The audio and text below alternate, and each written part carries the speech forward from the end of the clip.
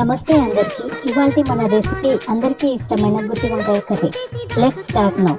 ముందుగా వంకాయని కట్ చేసి పక్కన పెట్టుకోవాలి. ఆ తర్వాత ఒక కడాయిలో పల్లీలు, నువ్వులు, గసగసాలు వేసుకొని వేయించుకోవాలి. ఆ తర్వాత కొన్ని మెంతులు కూడా వేసుకొని వేయించుకోవాలి. తర్వాత కుడక కూడా వేసుకొని వేయించుకోవాలి.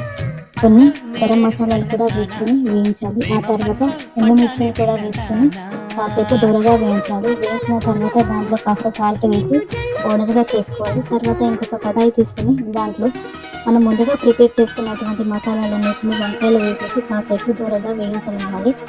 ఆ తర్వాత అదే కడాయిలో కాస్త ఆయిల్ వేసుకొని జీలకర్ర, ఆవాలు వేసుకోవాలి. తర్వాత ఆనియన్ కూడా వేసి దూరగా వేయించాలి.